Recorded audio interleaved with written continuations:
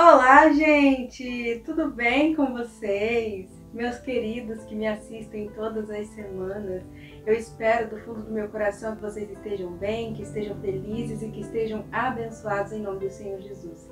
Mas é claro que é possível que nem sempre a gente se sinta bem, ou feliz, ou abençoado, e se esse é o seu caso, que está aí me assistindo e respondeu dessa maneira a essa pergunta, eu quero desejar e declarar sobre a sua vida que Jesus é aquele que nos faz ficar bem, felizes e abençoados, e isso não depende das circunstâncias, isso não depende das situações pelas quais nós passamos, porque Ele é a fonte da nossa alegria, Ele é a fonte da nossa felicidade, Ele é uma fonte inesgotável. Não importa qual seja a situação, essa alegria jamais falta, ela jamais falha, a fidelidade do Senhor é sempre conosco. Então, que no nome do Senhor Jesus, você possa senti-lo aí com você, para ajudá-lo a atravessar, seja qual for a situação que você estiver passando, e também para te ajudar a responder essa pergunta de maneira diferente. Quem sabe na semana que vem, você seja um dos que engrossa o coro dizendo: eu estou bem, Rebeca, estou feliz, estou abençoada em nome do Senhor Jesus. Amém? Queridos, hoje tem uma mensagem para os nossos corações e quero dizer a você que já prepare aí a sua Bíblia para nós lermos juntos. Nós temos um vídeo hoje não categorizado, não necessariamente pertence a um quadro, mas enquanto você se prepara, pega a sua Bíblia, pega o seu marca-texto, a sua caneta para poder marcar, para poder grifar. Eu quero convidar a você que talvez esteja me assistindo e ainda não seja inscrito nesse canal, a clicar aí no botão de inscrever-se e a ativar as notificações para não perder os conteúdos que a gente lança aqui semanalmente. Além disso, quero contar com a interação e participação de cada um de vocês, como vocês já sabem, através dos comentários, através dos seus likes. Deixem aí suas curtidas, deixem a sua participação em forma de comentários e também nos compartilhamentos, que eu conto com vocês para me ajudarem a fazer essa mensagem chegar cada vez mais longe, a alcançar cada vez mais pessoas. Espero poder contar com cada um dos meus inscritos maravilhosos para isso e tenho certeza de que posso sim contar, graças a Deus. Queridos, pegaram a Bíblia? Vamos então localizar a passagem de Marcos, capítulo 16. Nós vamos ler alguns versículos, do 9 ao 20, e você pode acompanhar essa leitura aí comigo. Se você ainda não pegou sua Bíblia, pausa esse vídeo. Se já pegou e ainda não encontrou, pausa, encontra a passagem e vamos todos ler com calma o que essa passagem nos diz. O meu título aqui fala: Aparições de Jesus depois da sua ressurreição. Vamos lá? Marcos 16, 9 ao 20, diz assim: E Jesus, tendo ressuscitado na manhã do primeiro dia da semana, apareceu primeiramente a Maria Madalena, da qual tinha expulsado os 7 demônios. E partindo ela, anunciou-o àqueles que tinham estado com ele, os quais estavam tristes e chorando. E ouvindo eles que Jesus vivia e que tinha sido visto por ela, não o creram. E depois manifestou-se em outra forma a 2 deles que iam de caminho para o campo. Indo estes, anunciaram-no aos outros, mas nem ainda estes creram. Finalmente apareceu aos 11, estando eles assentados juntamente, e lançou-lhes em rosto a sua incredulidade e dureza de coração, por não haverem crido nos que o tinham visto já ressuscitado. E disse-lhes: Ide por todo o mundo, pregai o evangelho a toda criatura. Quem crer e for batizado será salvo, mas quem não crer será condenado. E estes sinais seguirão os que crerem. Em meu nome expulsarão demônios, falarão novas línguas, pegarão nas serpentes, e se beberem alguma coisa mortífera, não lhes fará dano algum. E imporão as mãos sobre os enfermos e os curarão. Ora, o Senhor, depois de lhes ter falado, foi recebido no céu e assentou-se à direita de Deus. E eles, tendo partido, pregaram por todas as partes, cooperando com eles o Senhor e confirmando a palavra com os sinais que se seguiram. Amém. Queridos, nós estamos na semana posterior à Páscoa, né? Nós já passamos o feriado da Semana Santa, né? A última sexta-feira foi a Sexta-feira da Paixão, sábado de Aleluia, domingo de Páscoa, e nós já passamos esse feriado hoje, né? Já final da semana posterior a esse feriado de Páscoa. E ao invés de trazer aqui uma mensagem anterior ao feriado para desejar que você tenha uma feliz Páscoa e que você entenda o real significado da Páscoa, eu quero trazer um alerta tão importante quanto, e que se faz mais importante ainda após o feriado da Páscoa, fora do período da Semana Santa, do feriado de Páscoa. Qual a mensagem? A verdade é que nas redes sociais, tanto na sexta quanto no domingo, eu consegui ver que muitas pessoas postaram mensagens a respeito tanto da paixão de Cristo quanto da ressurreição dele, mostrando que as pessoas estão se entendendo que a Páscoa não é coelho, que a Páscoa não é chocolate, mas que tem a ver com a morte de Cristo Jesus. Bem, sim, eu fico muito feliz que as pessoas estejam começando a entender que a Páscoa é Jesus, que a Páscoa é sobre o sacrifício dele. Começou, na verdade, ali no Egito, quando o povo hebreu estava para ser liberto, com o último sinal que Deus deu a Faraó, que era a morte dos primogênitos, e aí Deus mandou que se celebrasse a Páscoa e que se passasse o sangue, nos umbrais das portas, para que o anjo identificasse as casas do povo de Deus, onde não haveria manifestação da morte dos primogênitos. E nós vemos que desde ali, Deus já estava prenunciando que era o sangue, que livraria da morte, que o sangue era a salvação. E a palavra de Deus fala que sem sangue não há remissão dos pecados. E depois vem Jesus confirmando essa figura, sendo ele o próprio Cordeiro e dando ele o seu sangue para expiar os nossos pecados e para nos salvar da condenação e da morte. E a Páscoa é sobre isso, e as pessoas cada vez mais têm entendido isso. Eu fico feliz, isso alegra o meu coração, mas isso é apenas um primeiro passo. Porque quando o feriado vem, é muito fácil eu ir lá e compartilhar uma mensagem e dizer que eu entendo qual é o real significado. Qual que é o alerta que eu quero trazer para nós?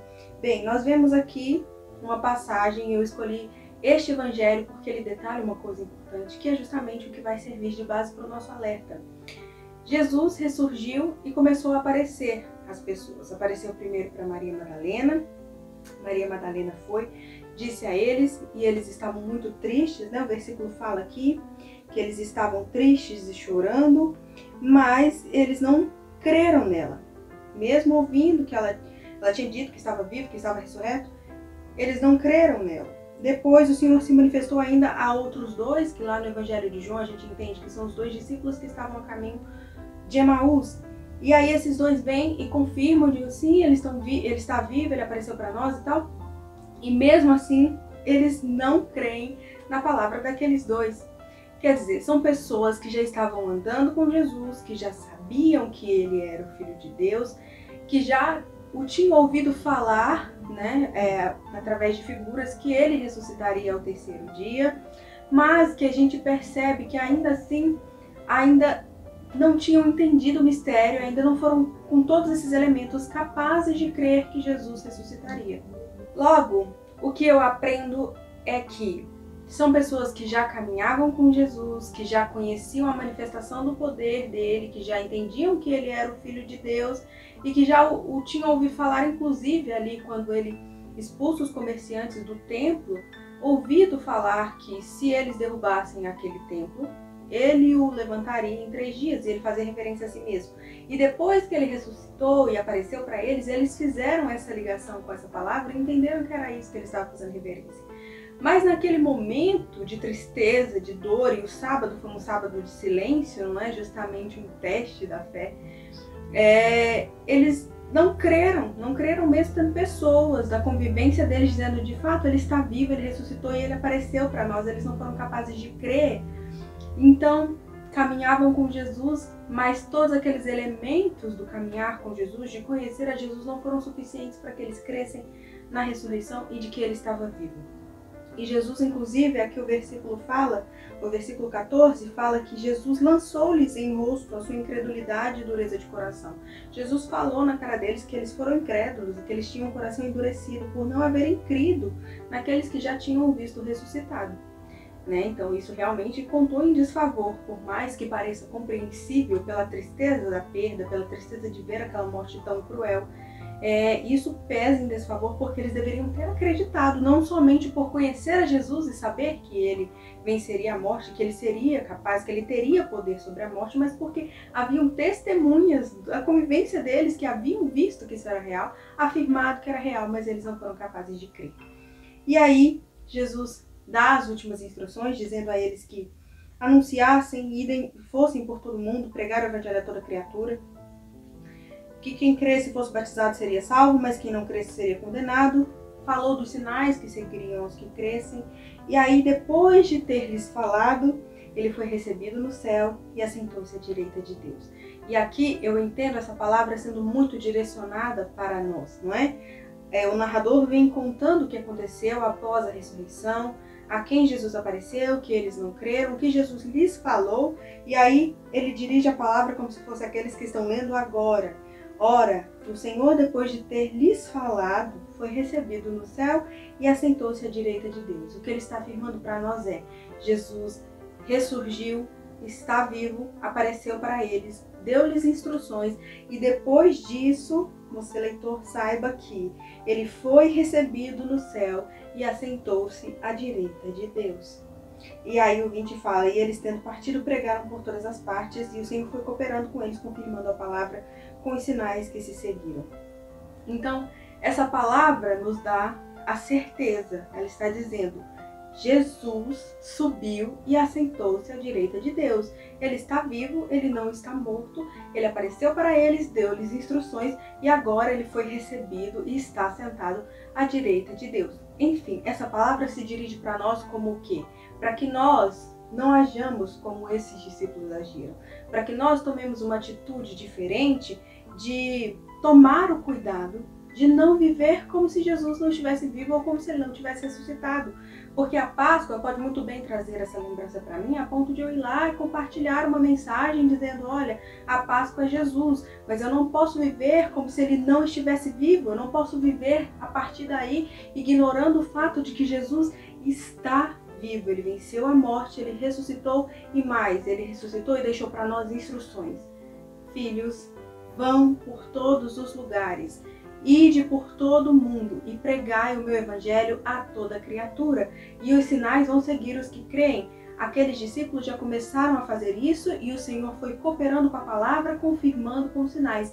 E é isso que Deus também deseja fazer nos nossos dias, na nossa geração. Mas se nós passarmos a viver ignorando o fato de que o nosso Deus está vivo e de que o fato de que ele é vivo, que ele ressuscitou, que ele venceu a morte, tem implicações práticas na nossa vida, não adianta nada eu chegar na Páscoa e dizer que eu entendo que a Páscoa não é com ele, é Jesus.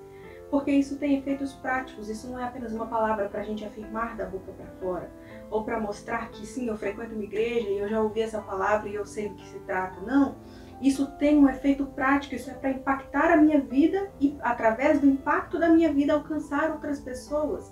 Quando eu entendo que Jesus sim está vivo, eu não faço como aqueles discípulos. Eu não faço dessa caminhada com ele, desse relacionamento que eu já tenho com ele, dessa convivência que eu já tenho com ele, insuficiente para eu acreditar que ele ressuscitou, que ele está vivo, que ele tem poder sobre a morte. Eu conheço Jesus. Se eu conheço Jesus, eu tenho a convicção. Meu Jesus vive. Ele venceu a morte, ele ressuscitou ao terceiro dia e depois ele foi ascendido aos céus. E neste momento ele se encontra assentado à direita de Deus, vivo, pronto para confirmar a pregação do Evangelho dos Santos com os sinais que seguirão aos que creem. A vida de Jesus, a vitória dele sobre a morte, o sacrifício dele na cruz é algo que tem uma implicação prática, que tem para nós uma missão, um comissionamento.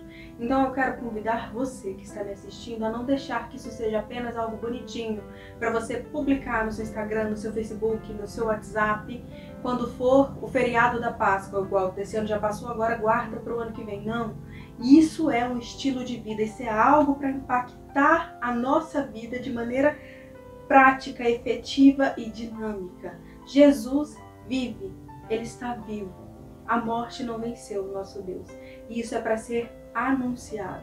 Essa palavra, esse evangelho é para ser apregoado, para que mais pessoas sejam alcançadas e que para que, sendo elas alcançadas, o Senhor confirmando a palavra que é pregada através dos sinais, nós possamos conquistar muitas pessoas através do evangelho da cruz, que o Espírito Santo venha convencer essas pessoas do juízo, do pecado e da justiça, e que essas pessoas venham ser salvas como eu e você somos, e que naquele grande dia, quando Jesus vier nos buscar, você possa olhar em volta e reconhecer milhares de vidas que você ajudou a tocar, sendo instrumento de Deus para anunciar essa palavra, esse evangelho e essa verdade, que nós servimos a um Deus, o único Deus, que foi lá e venceu a morte. Ficou morto? Ficou? morreu na sexta-feira, mas aí foi ao inferno, tomou as chaves e aí deu-nos a vitória, e aí no domingo ele ressuscitou para que nós tivéssemos vida, nós tivéssemos essa vida com abundância. E essa vida não é apenas para que você alcance a plenitude de vida, mas para que você possa levá-la a outras pessoas que ainda não conhecem e que ainda não receberam a verdadeira vida. Que nós não sejamos como esses discípulos incrédulos que não foram capazes de entender que aquele Deus que eles já conheciam, que caminhava com eles todos os dias, tinha poder para fazer isso. Então, provavelmente, realmente, aliás, era verdade, aquilo era um fato, não deveria ter sido contestado ou questionado ou simplesmente não crido. Era Deus, eles deveriam ter crido, sobretudo porque pessoas viram e disseram a ele: sim, ele está vivo, ele ressuscitou como havia dito. Mas eles não foram capazes de crer. Nós não podemos ser assim, nós não podemos levar a nossa vida como se Jesus estar vivo não fosse um fato, uma realidade, e como se esse fato fosse apenas uma coisa legal para a gente publicar quando chegar o feriado da Páscoa. Não, isso é uma realidade que impacta a vida daquele que conhece essa verdade, de quem entende a profundidade dessa verdade, e que eu e você sejamos essas pessoas que entendem essa profundidade e que vivem de acordo com essa profundidade, porque é isso que tem poder para alcançar a vida das pessoas e para transformá-las. Então vamos viver sabendo que o nosso Deus vive, Ele está vivo e neste momento Ele está sentado à direita de Deus, olhando por nós, cuidando de mim, de você, e esperando que a igreja, a noiva do Senhor, cumpra o seu chamado, a sua missão, o seu comissionamento, porque de lá Ele confirmará o Evangelho, a pregação da palavra, com os sinais que seguirão os que creem. Se você acredita também nessa palavra, que você a receba, que o Espírito Santo possa completar e traduzir ela no seu coração. E que você, em nome do Senhor Jesus, aceite esse chamado hoje, desperte para esse chamado hoje, se você deixou ele adormecer dentro do seu coração. E venha entender que o Senhor quer nos usar com poder. Ele prometeu que esses sinais seguiriam aqueles que crescem, aqueles que pregassem o Evangelho como Ele ordenou antes de subir aos céus.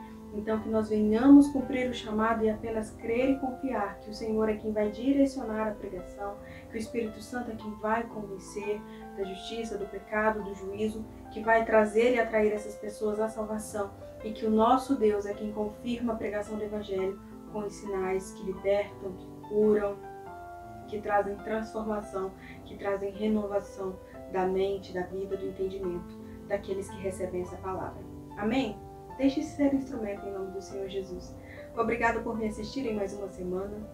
Que vocês possam ser abençoados, tenham um resto de semana assim maravilhoso, acompanhado do Senhor Jesus e vivendo já este princípio, passando a aplicar esse princípio na sua vida. O nosso Deus está vivo e isso não é apenas uma palavra sem sentido.